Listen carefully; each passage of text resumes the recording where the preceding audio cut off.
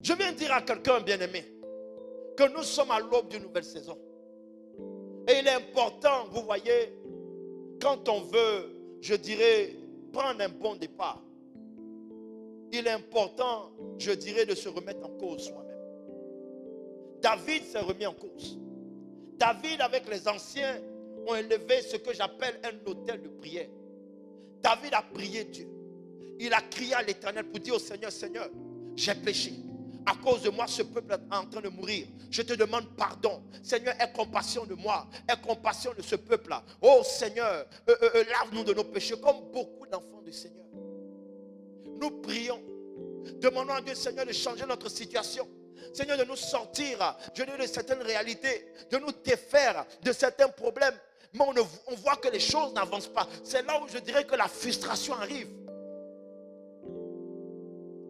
Alléluia. Parce que nous n'avons pas compris les principes spirituels. David a péché. Il est venu demander pardon à Dieu.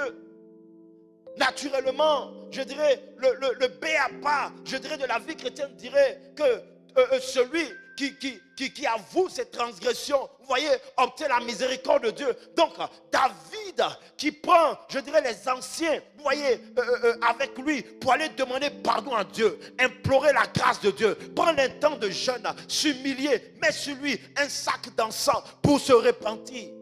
Naturellement, Dieu devait arrêter la malédiction sur la nation. Vous êtes d'accord avec moi? Mais la Bible dit que la malédiction continue à courir. Le peuple mourait encore. Pourtant, David était en train de prier. Le peuple mourait encore. Pourtant, David était en train de jeûner. Le peuple mourait encore. Pourtant, David était en train de chercher la face de Dieu, implorer Dieu pour dire, Seigneur, ta grâce, ta miséricorde, ta grâce. Seigneur, aide-moi, ta grâce, ta miséricorde. Alléluia. La prière t'emmène dans une dimension. Elle t'emmène à percevoir la révélation, l'information que Dieu veut te donner pour résoudre ta situation. Dis amen à ça. Alors, c'est dans la prière qui est le premier volet, qui est l'acte que tu dois poser face à une situation. Mais pour poser, je dirais cet acte qu'on appelle la prière, il faut d'abord reconnaître qu'il y a un problème dans ta vie. Est-ce que tu réalises qu'il y a un problème? Si tu ne prends pas conscience de ça, la délivrance n'est pas possible. Celui qui ne réalise pas, qui ne prend pas conscience qu'il y a une anomalie, malgré qu'il a accepté Jésus-Christ comme Seigneur et Sauveur, il y a quelque chose qui ne va pas. Ça fait combien d'années que nous sommes convertis? Regardez l'église primitive. La Bible dit que lorsque cette église est née, les disciples de Jésus, ceux qui ont accepté Jésus-Christ, leur vie a été transformée. Ils ne sont plus jamais devenus les mêmes.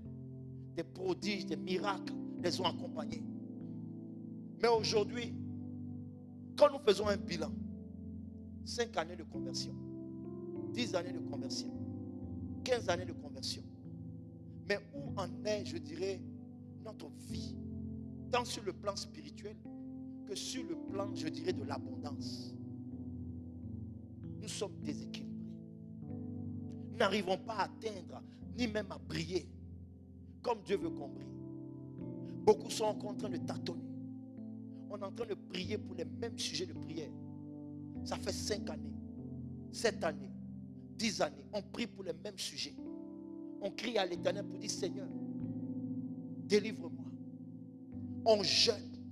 On cherche la face de Dieu. Mais le problème ne bouge pas d'un iota. Parfois le problème, je dirais simplement, se déplace. Tu as le sentiment qu'il t'a quitté en 2026, mais il t'attend dans un mois de 2026. Tu as l'impression pendant qu'il t'a quitté en 2025, mais il te retrouve, je dirais, 2-3 ans après. Nous rentrons dans des cycles souvent de souffrance, des cycles de maladie. On est malade aujourd'hui, on prie le Seigneur, tout va bien. 3 ans plus tard, la même maladie qui nous a fatigués, elle revient sous une autre forme. On a crié à l'Éternel parce qu'on avait des problèmes financiers. Dieu nous a restaurés, ne serait-ce qu'un temps soit peu. 2 ans, 1 an plus tard, 6 mois plus tard, nous nous retrouvons dans la même situation. Alléluia. Parce qu'on n'a pas compris, vous voyez, les principes de la parole de Dieu. David a crié à Dieu. Il a dit, Seigneur, c'est moi qui ai fauté. C'est moi qui ai commis l'erreur. Est-ce que nous réalisons qu'aujourd'hui, nous sommes les principaux, je dirais, responsables de ce que nous vivons? Ce n'est pas Dieu le responsable.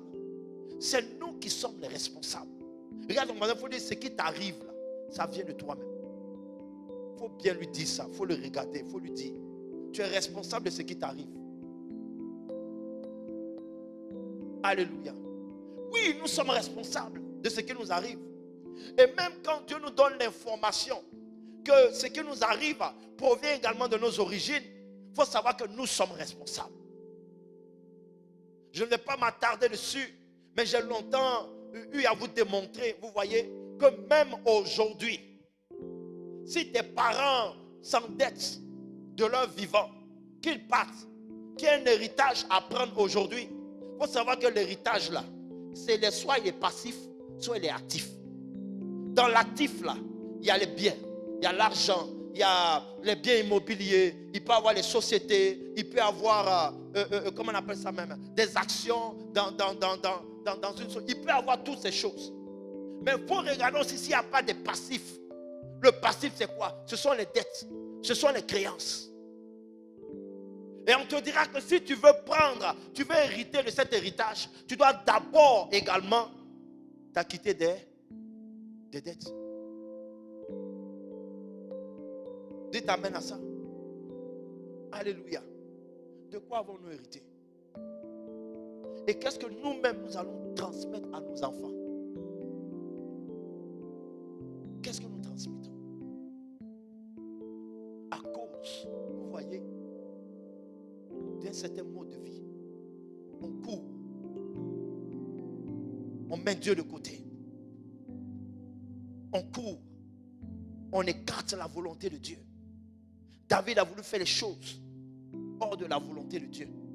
Pas que ce que David voulait faire était mauvais. Il avait une bonne intention. En tant qu'un empereur, en tant qu'un chef, il avait besoin de passer en revue toute son armée, savoir si qui pouvait compter au cas où il était attaqué, mais également si Dieu lui demandait, je dirais, de se lever pour aller attaquer une nation. Il avait besoin de savoir sur combien de soldats il pouvait compter. Ce n'était pas mauvais. Mais ce qui était mauvais, c'est qu'il a fait cela hors du cadre de la parole de Dieu. Ce n'est pas mauvais d'aspirer, de travailler, de vouloir se marier, de vouloir réussir, de vouloir prospérer. Ce n'est pas mauvais toutes ces choses. Mais quand c'est fait au détriment, je dirais hors du cadre de la parole de Dieu, ça devient un problème. Parce que ça laisse rentrer la peste. Et quand la peste rentre dans nos vies, est-ce que nous avons l'attitude comme David pour dire Seigneur, c'est moi le fautif, c'est de ma faute? Nous allons dire, depuis que je suis chrétien, on rejette toujours la faute sur Dieu. Comme Adam qui a rejeté la faute sur Ève. Moi, en rejetant la faute sur Ève, il était en train de dire à Dieu, mais Seigneur, c'est toi qui as mis la femme à mes côtés, donc c'est toi le fautif. Alléluia. Parce que la femme a été donnée à l'homme comme une aide semblable. Amen. Pas comme son inférieur, mais une aide semblable. Alléluia. Mais quand le problème est arrivé, Adam a rejeté la faute sur l'aide que Dieu lui avait envoyée. Pourtant, à Ève, Dieu n'a pas donné les instructions. C'est à Adam. Il a dit, tu vas prendre soin de Éden. C'est toi qui vas cultiver la terre. C'est toi qui vas nommer les animaux. C'est à Adam que Dieu a donné la responsabilité. Donc c'était à Adam maintenant, dans la délégation de pouvoir, ou comme on dit, dans la délégation, vous voyez, des responsabilités, de transmettre les bonnes informations à Ève. Mais il ne l'a pas fait. Alléluia. Est-ce que nous prenons conscience de l'état aujourd'hui de l'Église, de l'état de l'œuvre, de l'état de nos cœurs, de l'état de nos vies, de l'état de notre zèle? On ne peut même pas prier. Donner un micro à une personne après 5 années de conversion, lui demander, tiens, fais une modération. Impossible de le faire. Nous devons être tous capables de le faire. Alléluia. Ce n'est pas seulement réservé à un homme de Dieu. Nous sommes tous capables de le faire. Dieu a mis la capacité en toi de pouvoir te tenir quelque part et puis annoncer son évangile. Parler de lui. Mais nous sommes incapables de le faire. Mais quand David a crié à l'Éternel, Dieu lui a donné la solution. C'est la prière, je le répète, qui provoque, je dirais, la révélation, l'information. Maintenant, quand Dieu te donne, je dirais, l'information, qu'est-ce que tu en fais? Alors David va recevoir l'information. Dieu va lui dire, c'est l'ange, pardon. Il va voir l'ange en train, je dirais, de frapper la nation. Et la Bible dit que David, dans la prière, puisqu'il était en train de crier à Dieu, se repentir, implorer la grâce de Dieu, l'ange va lui dire maintenant, voici ce que tu dois faire. Alors David va prendre, je dirais, les responsables avec lui. Et il va aller là où il a vu l'ange. Alléluia. Quand Dieu se révèle à toi, ça c'est un secret que je vous donne. Quand Dieu se révèle à toi quelque part, bien-aimé, c'est là où tu dois l'honorer.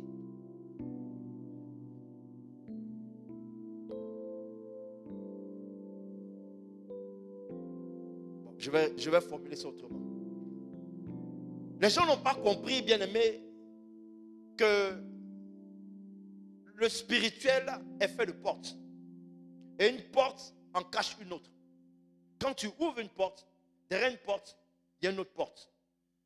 Alléluia. Quelqu'un qui n'ouvre pas cette porte-là, la porte d'entrée, vous voyez, de la salle où on est, ne verra pas la porte des toilettes des femmes, ni celle des hommes, ni celle de la cuisine, ni celle qui mène à l'étage. Alléluia. Pour accéder à ces différentes, je dirais, portes, tu as besoin de passer la première porte. Même chez nous à la maison, quand tu veux rentrer dans ta chambre, tu passes d'abord quelle porte? Répondez-moi. La porte d'entrée. Amen. Quand nous voulons aller au travail, nous passons des portiques, des portes, des portillons. Alléluia. Le monde dans lequel nous sommes est, je dirais, la représentation des choses spirituelles. Partout où nous allons, nous franchissons des portes. Alors, l'ange va dire à David, tu vas arrêter ce fléau. Voici, je me tiens à une porte. Parce que la Bible dit que l'ange se tenait entre les cieux et la terre. Donc, il était à une porte. Et il dit à David, il montre à David l'endroit où David doit aller honorer le nom de l'Éternel s'il veut arrêter cette malédiction. Alors, David prend les anciens qui sont avec lui et ils vont maintenant dans le champ d'un homme qui est un Yébousien. Alors, pour chuter vers la fin de mon message, la Bible dit que l'homme, voyant que c'était le roi, qui venait lui demander de lui céder, vous voyez, son champ, afin qu'il puisse élever un autel à la gloire de l'Éternel. La Bible dit qu'il a dit à David, tu es le roi, je ne peux rien te refuser. Je te donne ça gratuitement. Je te donne les bœufs gratuitement. Je te donne le champ gratuitement. Je te donne même la charrette gratuitement. Fais-le. Je dirais, si c'est pour le nom de l'Éternel, prends tout ce que tu as besoin et honore l'Éternel. Quelle est la réponse que David va donner? Charis. Quelle est la réponse que David va donner?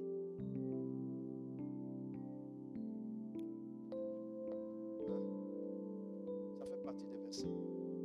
Même Mme Manzoni vient de le dire. Il a dit, je ne donnerai pas à mon Dieu ce que j'ai pris en tes mains et qui ne m'a pas coûté.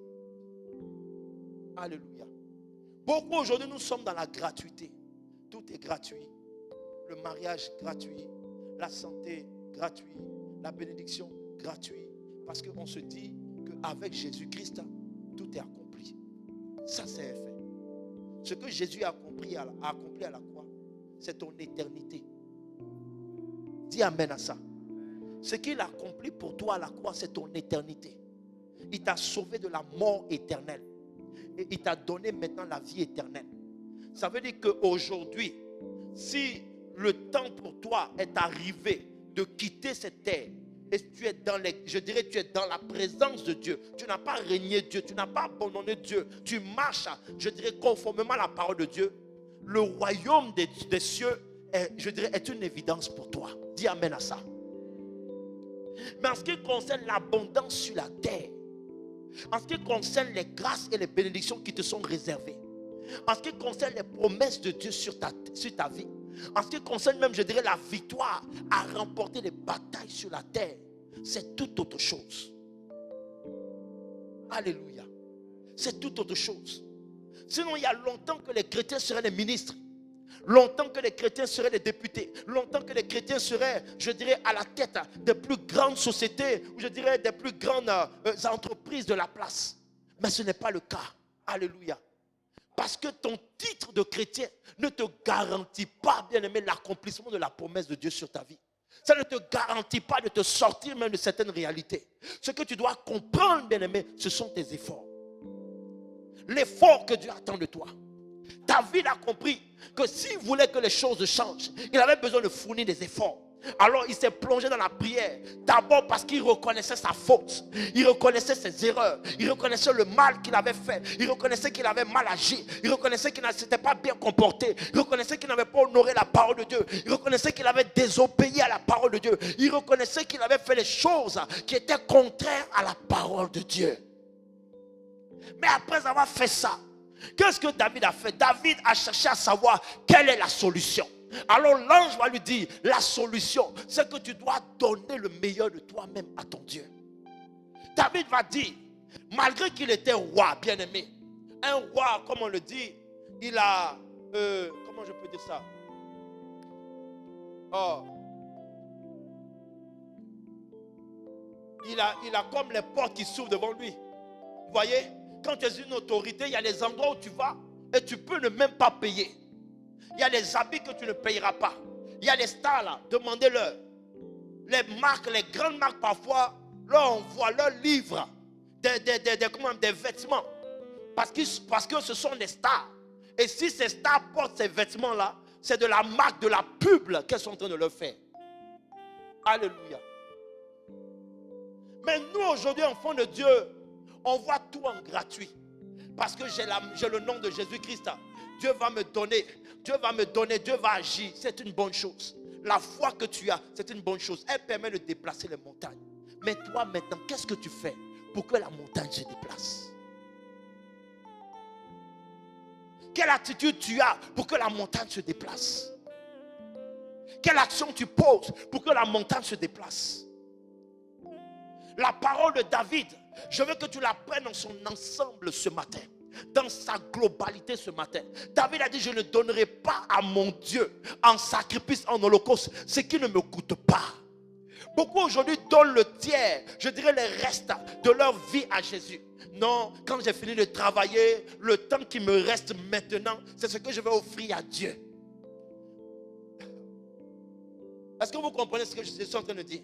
Le jour où j'ai le temps, c'est là où j'adore Dieu.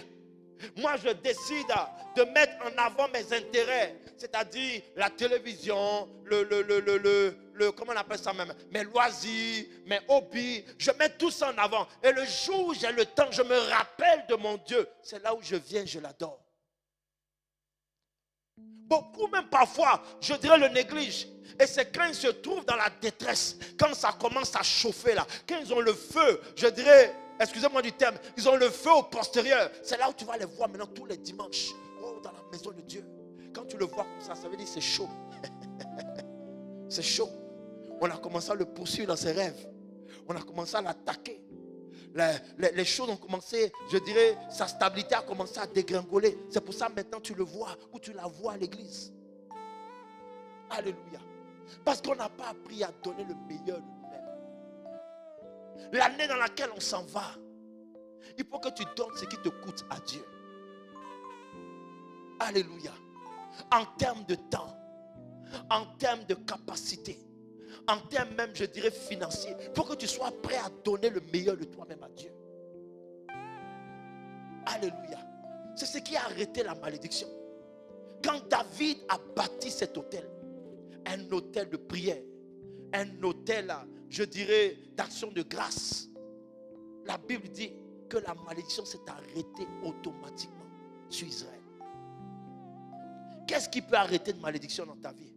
C'est ton sacrifice. La Bible dit que Dieu a tant aimé le monde qu'il a donné son fils unique en... Non, je ne t'entends pas bien. Il a donné son fils unique en... Il a donné son fils unique en... Il a donné son Fils unique en sacrifice. Le sacrifice, ça veut dire que ça fait mal. Ça veut dire que ça me coûte. C'est avec douleur, avec peine que je l'offre.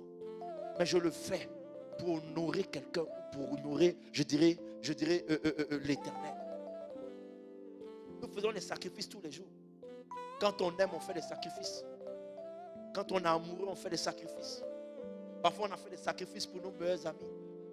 Le fait, je dirais, de te priver de quelque chose pour, je dirais, honorer ou faire du bien à une personne, c'est un sacrifice.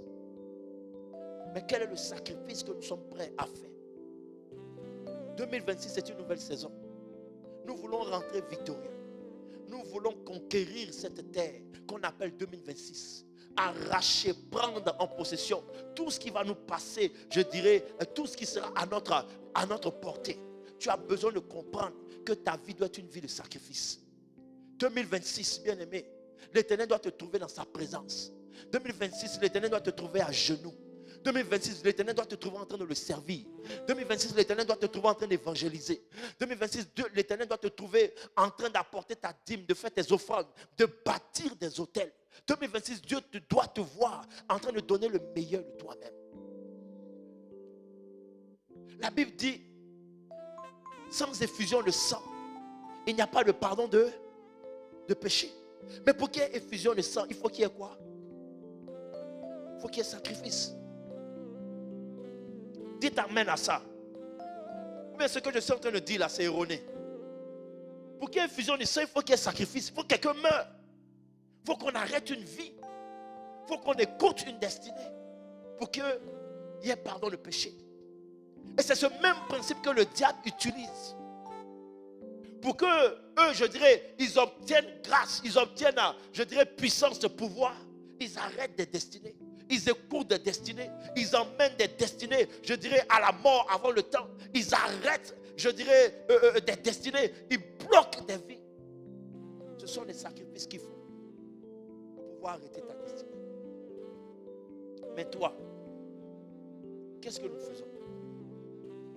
Qu'est-ce que nous attendons? Nous crions. Si c'est la prière, l'église, je dirais, il n'y a pas plus grand fervent dans la prière que l'église. Non. Les chrétiens prient, ça c'est une réalité.